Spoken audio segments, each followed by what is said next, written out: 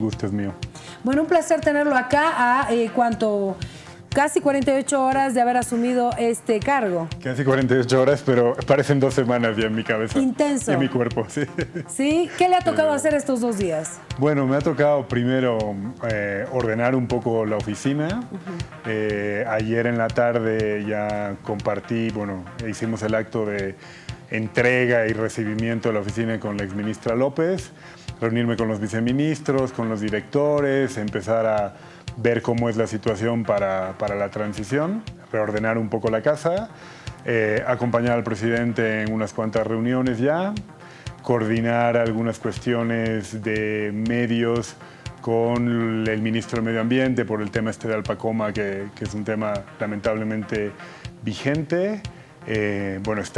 Estuve en la mañana dando una entrevista con El Deber, he estado en RTP, mañana tengo Unitel, tengo Bolivia TV, ahora estoy contigo. ¿Cuál es la idea del nuevo ministro de Comunicación? Tener un acercamiento con los medios de comunicación, con la gente. Es además un ministro bastante tuitero porque es muy activo en las redes sociales. Se me arruinó el teléfono hace un tiempo y ahora tengo que recuperar mi Twitter. Mi Twitter, tengo que ponerlo en el teléfono. De momento soy más facebookero. Soy bastante facebookero. Ahora voy a recuperar el Twitter, que tenía como unos 3.000 seguidores en el momento que se me arruinó el teléfono. Pero sí, para mí es un canal de comunicación fundamental. ¿Qué tengo en la cabeza? ¿Qué tenemos en la cabeza para esta gestión en relación a los medios? Lo primero, digamos, una relación franca, honesta, abierta. Yo creo que una cuestión importante que va a ayudar ahí es el hecho de tener buenas relaciones personales con buena parte de los directores de los medios del país. Yo estuve 1 año y medio en un programa de televisión en ATV. Ahí también te haces un poco con el conocimiento de la gente, del ritmo de trabajo. De cómo se mueve al interior, ¿no? De cómo se mueve, de lo difícil también que es. ¿Qué queremos nosotros? Comunicar de la manera más eficiente y más contemporánea, y en esto pongo el acento en lo de contemporánea, lo que hacemos como gobierno.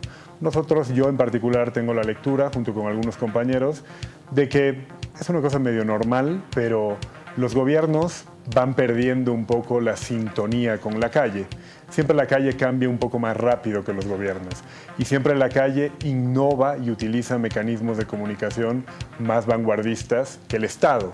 Cuando nosotros hemos descubierto el Snapchat, la gente ya tiene el TikTok. Cuando nosotros creemos que Twitter la rompe, ves que Twitter está cayendo en su uso en Bolivia y que está subiendo el Instagram. Yo creo que una cosa fundamental es que nosotros aceitemos mejor los canales de comunicación, los códigos estéticos, el lenguaje de comunicación de lo que hacemos como gobierno, porque nuestra sociedad está cambiando más rápido que nuestro proyecto. Yo creo que ahí se explican parte, digamos, de los retos. Y una tarea fundamental para mí es el aceitar esos canales, el decir, miren, creo que es mejor hoy comunicarnos a través de Instagram, de las cosas que hace César Dockweiler en el teleférico, que yo creo que lee muy bien la pulsión ciudadana, y no tanto ya con el tríptico, el folleto, las herramientas que funcionaban para mayorías antes de 2005, ahora funcionan, pero funcionan para menos. Entonces, ese es mi principal reto, que la comunicación que damos desde el gobierno para contar lo que hacemos sea lo más contemporánea posible para que la gente la asimile, la critique, la apoye, pero entienda que hablamos el mismo lenguaje. Bueno, entonces, en base a lo que me dice, este lenguaje no ha sido utilizado todavía por el gobierno, sí, con algunas instituciones públicas, empresas públicas como Boliviana de Aviación, como el teleférico, ¿no? Son algunas que sí tienen esa reacción inmediata con la gente, que tienen la respuesta, porque de eso se trata las redes sociales. Exacto. En su evaluación, esta comunicación en redes, directo a la gente, se ha perdido con el gobierno. O sea, digamos, yo como evaluación, es que tú lo puntualizas bien. Creo que como evaluación general es difícil poner una nota a todo el comportamiento del gobierno, porque hay ejemplos muy grandes como BOA, que es una empresa grande, o el teleférico, que sí muestran mejor esa sincronía. O incluso el éxito del presidente con su cuenta de Twitter de más de 500.000. Yo creo que hay varios ministerios, sí, que están todavía un poquito más pre-2005, y no 2018. No sé si viste la campaña del teleférico, que fue fantástica en los alrededores de la inauguración de la línea morada. Generaron un personaje que era una especie de Fido Dido un poco más gordito, que te iba contando diferentes episodios, la gente lo seguía, le hacía sugerencias. Eso es lo que queremos, cada uno dentro de su especificidad. Medio ambiente, comunicando temas de medio ambiente, obras públicas, comunicando lo que es hacer un camino hoy y saber cómo lo comunicas, pero sí creo que hay instituciones del Estado que tenemos que ponernos un poquito más al día. Y creo que tenemos los ejemplos dentro del mismo gobierno, y si no los tienes en el gobierno, los tienes en la calle preguntándole a la gente. Bueno, es sencillo en este momento hablar sobre eso porque justamente usted viene desde este mundo de las redes sociales, de las reacciones de la gente ante determinadas situaciones, como por ejemplo el tema de Alpacoma. Se siente mucho las reacciones de la gente ante diferentes decisiones que se puedan estar tomando. Seguramente lo ha sentido en Facebook también. Sin duda, sin duda, sin duda. Es que esos son los lugares de cada vez mayor expresión de las opiniones, de las demandas. Esos son los lugares donde buena parte de la ciudadanía boliviana ahora construye su identidad. Pre-2005, pre-2000, yo creo que los grandes sindicatos, las grandes organizaciones sociales eran las grandes aglutinadoras de nuestra construcción de comunidad, porque la comunicación y la comunidad van de la mano. Uno construye comunidad cuando comunica. Y yo creo que esos grandes artefactos constructores de comunidad, sindicatos, organizaciones, han empezado a dar paso a otro tipo de socialización. La pregunta, yo creo que la planteaba bien el vicepresidente García Linera en el discurso del 22 de enero, es ¿cuáles son los nuevos sindicatos? ¿Dónde están los sindicatos contemporáneos? ¿Dónde un chico boliviano de 25 años, hijo de padres campesinos que seguramente podían militar en la CESUD-CB, ese chico de 25 años ya ha estudiado en la UMSA, las condiciones económicas de su casa han mejorado como muestran los datos, y ese chico ya puede estudiar, ese chico ya no va a militar en la COP, no va a militar en la CESUD-CB, va a trabajar probablemente en el área de servicios que ha vivido una expansión esta última década, va a socializar con chicos parecidos a él, pero ¿en qué lugar construyen opinión, construyen identidad? En el trabajo, en el Facebook, en el Twitter, en los conciertos que organiza el teleférico. Yo creo que esa es la pregunta por resolver y ahí ya vas a saber bien cómo comunicas. Bueno, hasta el momento sí se ha tomado el tema con importancia dentro del gobierno, pero no ha tenido un buen efecto, por lo que se siente todavía. O sea, se quiere estar en las redes sociales, pero no se tiene la respuesta de la gente, no se ha logrado comunicar lo que se quiere comunicar. Eso es lo que siento, por lo menos como una activa en redes sociales y como lo siente la gente también. Es que no es una transición muy sencilla, ¿no? No es un paso muy sencillo, porque el tema es, tú has tenido un modo de comunicar, de persuadir a la mayoría de la gente de que tú representabas mejor que nadie sus aspiraciones, sus necesidades. Eso yo creo que durante una década ha funcionado de manera muy exitosa por los canales de comunicación, por las comunidades clásicas, por los sindicatos clásicos. Se produce, digamos, un quiebre en algún momento donde la sociedad avanza un poco más y nosotros nos quedamos un poquito más de lado y no estamos sabiendo captar bien por dónde va. El primer paso es darte cuenta de que eso ha ocurrido, de que cuando tú dices estabilidad, ya no funciona como funcionaba antes. De cuando tú dices crecimiento económico, la gente te dice sí, pero a mí me importa mi empleo cotidiano. Yo entiendo que hay 4,3%, pero mi idea de una buena economía es que mi empleo me dé condiciones diarias. Claro, de momento que no me mi bolsillo lo siento así. Claro. El aterrizaje de la macroeconomía es el empleo, porque es la experiencia cotidiana de la relación con la economía. Yo creo que lo primero es darte cuenta de eso, encontrar la manera de empezar a analizarlo y luego irás aceitando tu canal de comunicación. Yo creo que estamos en ese momento. Creo que el país ha sufrido una transformación muy fuerte, creo que lo reconoce cualquier persona. Estos 10 años han transformado nuestro país y lo han transformado para mejor, pero es normal que los actores políticos nos hayamos quedado un poco en offside, porque la transformación ha sido muy fuerte y porque cuando uno está en un gobierno, cuando estás en el Estado, hay incentivos para quedarte un poco con tus ideas, con tu modo de entender las cosas. Y ahí se te escapa poco a poco, digamos, un poco el futuro, la vanguardia de hacia dónde cambia la sociedad. Y el poder que tienen las redes sociales. Por supuesto. Hemos sentido en varios casos en los últimos tiempos la presión ya no de la sociedad en las calles, sino la presión de las redes sociales. Y lo hemos visto en hasta movimientos en diferentes países, de cómo se convoca a la gente por las redes sociales. Y un ejemplo reciente es la presión contra el defensor del pueblo, por lo que sucedió. La presión fue tanta de la crítica en las redes sociales que llegó a renunciar, ¿no? Entonces, eso nos tiene que dar una visión también del poder que tiene la gente en las redes sociales, que no se puede controlar. O sea, es algo que no se puede controlar, que no se puede investigar, que no se puede hacer seguimiento. Claro, por supuesto. Yo creo que como cualquier nuevo mecanismo, tecnología de comunicación, ha cambiado la composición de tus audiencias. Cuando aparece la imprenta, hay una transformación civilizatoria muy importante y se genera una primera idea de público. Ya hay gente que escribe algo, que lo lee, que lo comunica de ese modo. Luego vienen los periódicos, luego viene la tele, luego vienen esos cambios que siempre van modificando tus audiencias y la relación de las audiencias con quien emite el mensaje.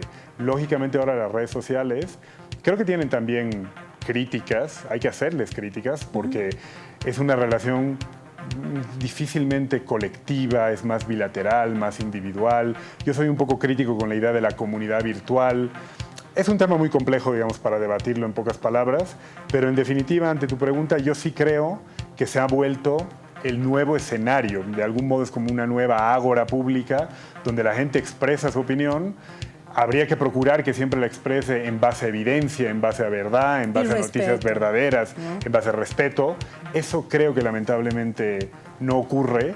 De hecho, en Europa hay muchas discusiones muy sesudas sobre qué hacemos con la mentira, con el engaño, con la violencia, con el delito en esta nueva ágora pública. Desde luego mi alternativa no es sancionar todo con la ley, pero creo que hay que reflexionarlo. Pero también en estas ocasiones muestran su poder y ponen contra las cuerdas a una autoridad y vuelve de algún modo insostenible su mantenimiento. Creo que a veces funciona bien en los casos donde las redes se han equivocado, han prejuzgado antes de un tribunal de justicia a un sindicado por un delito y el sindicado ha terminado matándose, ¿no? Entonces es una cosa más compleja, pero en el caso puntual del defensor del pueblo creo que fue evidente la presión a través de las redes.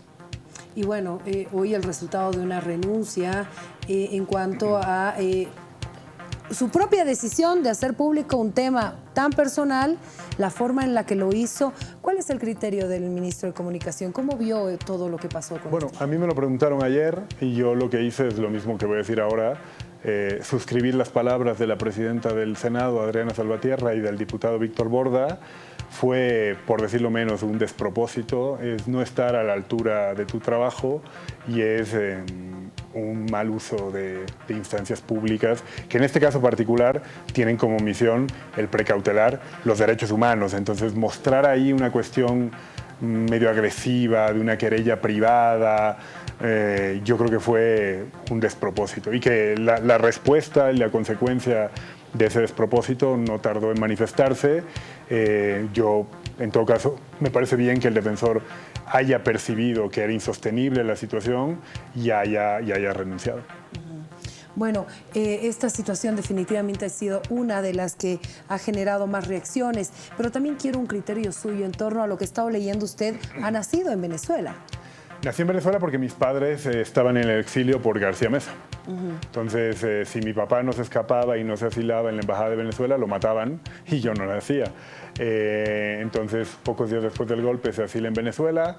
Me parece que está en la embajada alrededor de un mes porque nunca era muy fácil que te dejen salir y por eso nací en Venezuela. Mis padres vivieron allí como 2 años y medio. Yo no tengo recuerdos de Caracas, de haber ido ya grande, pero no tengo ningún recuerdo, digamos, de mi primera infancia en Caracas.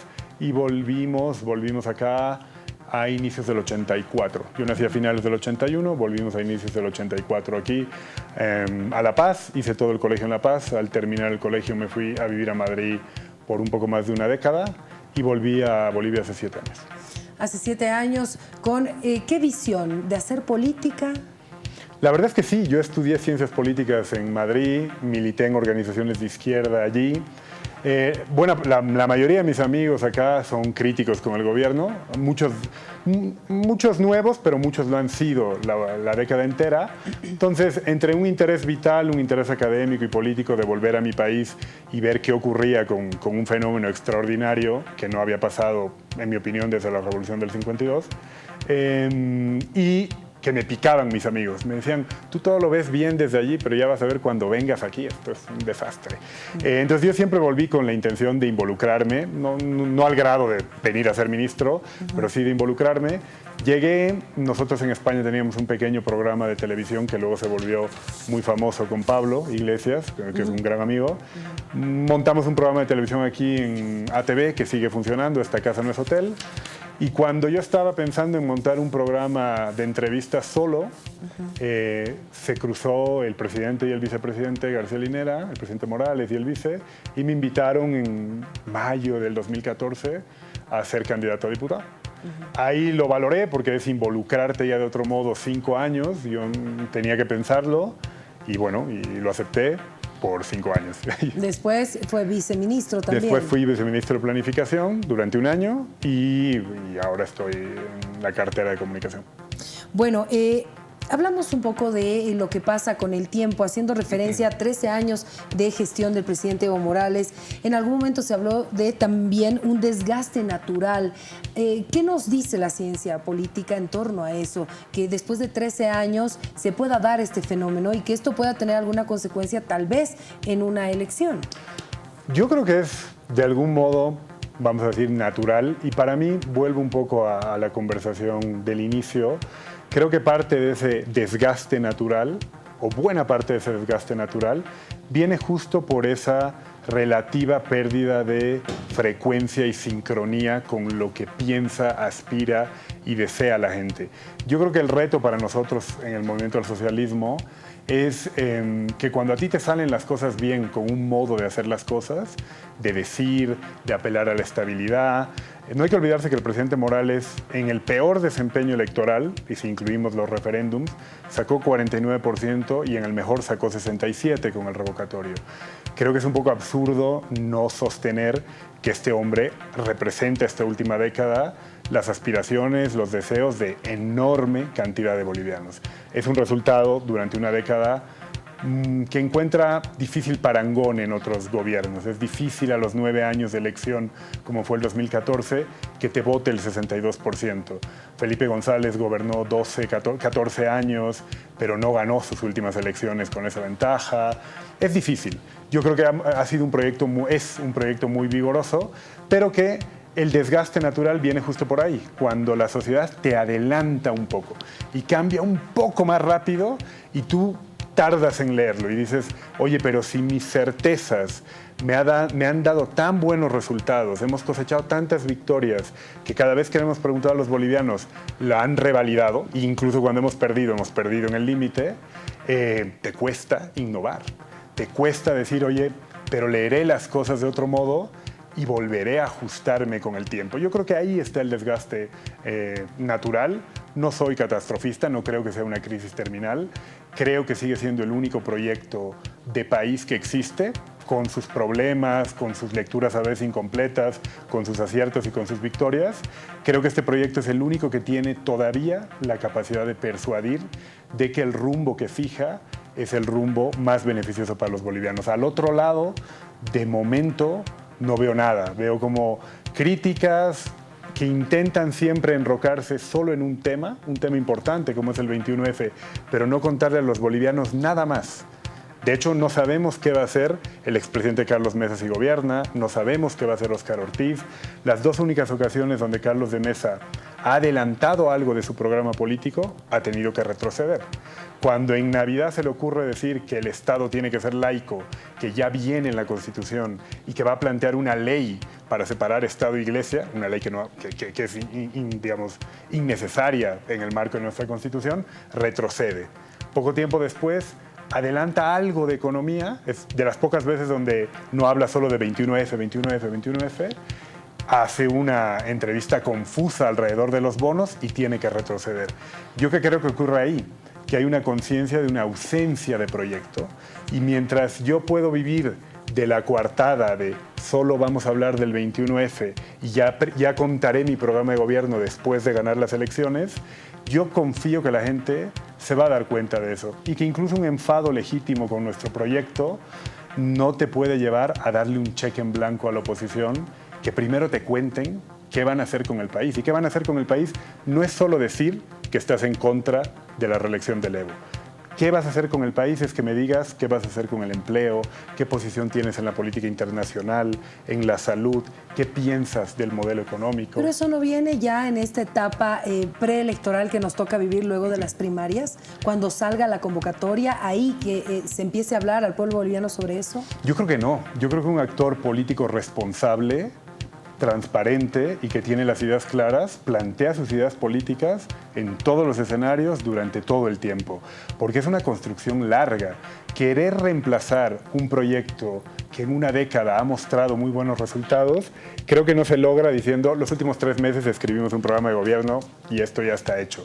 Yo sí le reclamo a los actores de la oposición que sean un poco más responsables. Si van a gobernar el país, si quieren ganar una elección, tienen que decir a los bolivianos qué van a hacer. En octubre no hay un nuevo referéndum sobre Evo, que es como la oposición quiere venderlo al país. Decir, mira, no me preguntes nada, en octubre vamos a ir a opinar si te gusta el 21F. No, la responsabilidad de un actor político que quiere dirigir un país es decirle desde el día 1, porque es compatible. Tú puedes decir que estás en contra del 21F y decir lo que vas a hacer con la salud. No es una cuestión de decir voy a esperar a junio a ver si ya no me preguntan. O sea, no dejar el 21F, pero al mismo tiempo mostrar su plan de gobierno. Por supuesto. Carlos Mesa ha mostrado que puede hablar del 21F y hablar de otras cosas. Ha montado un partido, se ha aliado con el FRI, ha hecho cosas, pero el tema es por qué él cree que es compatible hacer eso y solo hablar del 21 y no es compatible hablar del 21 y decir a los bolivianos qué piensa hacer con los bonos, qué piensa hacer con la nacionalización, qué piensa hacer con la exploración, qué piensa hacer con la renegociación de los contratos en Brasil y en Argentina, que si él ganara las elecciones le tocan, es perfectamente compatible. ¿Por qué no lo hacen? Porque no lo saben. Y entonces la estrategia opositora, que no deja de ser inteligente, es procurar ganar las elecciones sin contar qué vas a hacer.